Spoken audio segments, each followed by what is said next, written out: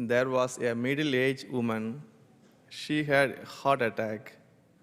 On the operating table, she asked God if this was it.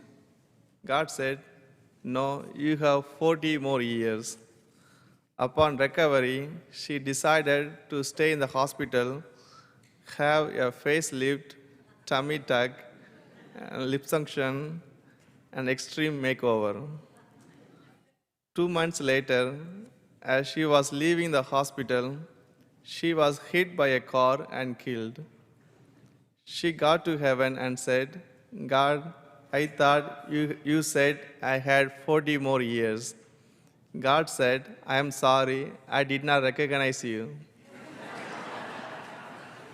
Just a joke.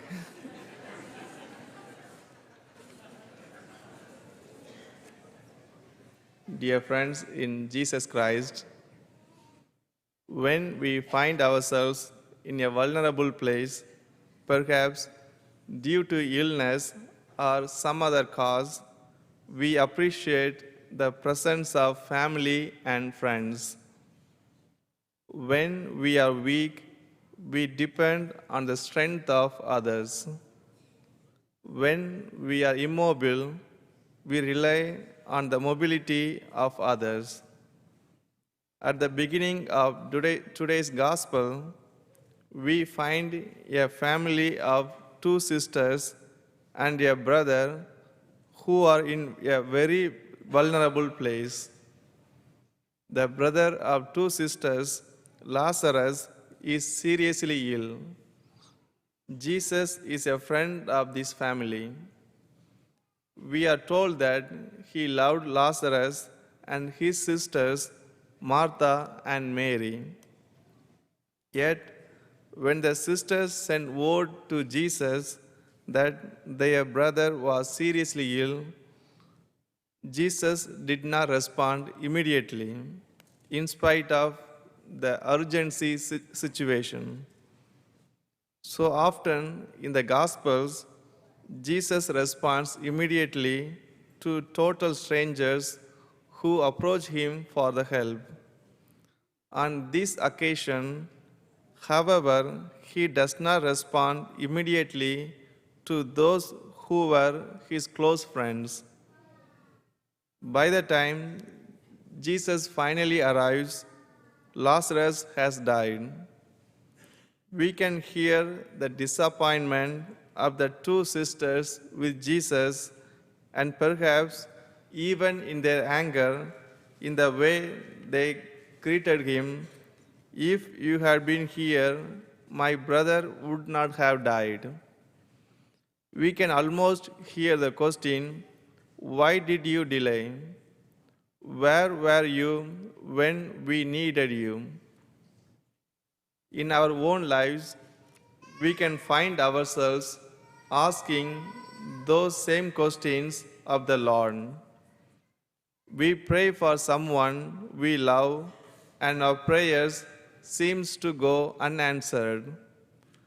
We desperately want the Lord to heal our loved one who is seriously ill and close to death, and the Lord does not respond to our cry for help.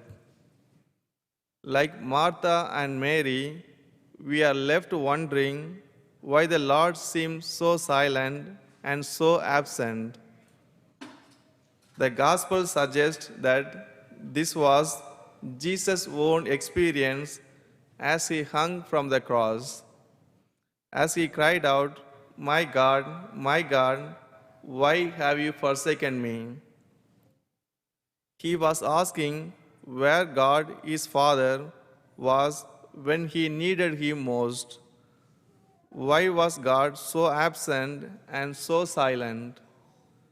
Yet, even though to Jesus God seems absent, God's love for his Son as he hung from the cross was as strong as it had ever been. God's love brought his Son through death to new life, the life of God. Even though to Mary and Martha, Jesus was absent when their brother was dying, Jesus' love for them and for Lazarus was as strong as it had been. He went on to show his love for this family by going to their home, even though it would put his life in danger, and releasing Lazarus from the bonds of death. Even though the Lord may seem absent when we call him in prayer, especially in the face of death, his love for us and for our loved one, for whom we have been praying, has in no sense diminished. The Lord may not answer our prayer in the way we had hoped, but our prayer does not go unanswered. Just as Jesus' prayer on the cross did not ultimately go unanswered, and Mary and Martha's prayer was for their brother Lazarus did not go unanswered. The message of today morning's gospel is that although the Lord does not prevent death, even the death of those most precious to us, he is always at work bringing new life out of death. That is the promise he makes to Martha when he says, "If anyone believes in me, even though they die, they will live, and whoever lives and believes in me and will never die." Jesus does not promise to save those who believe in him from death, even though they die. He does promise, however, that those who respond to his offer of friendship, those who believe in him, will live beyond death. Even though they die, they will live. They will not experience ultimate or final death. They will never die in that sense. His love for us is stronger than death. He assures Martha and Mary and all of us that physical death will not break the bond that our faith creates within him. Our union with the Lord through faith is not severed by death. Having made this powerful promise to Martha, Jesus then asked her, "Do you believe this?" The same question is asked for all of us. It is the same question that allows us to renew our faith in Jesus, the resurrection and the life, whose life-giving life for us is stronger than our death.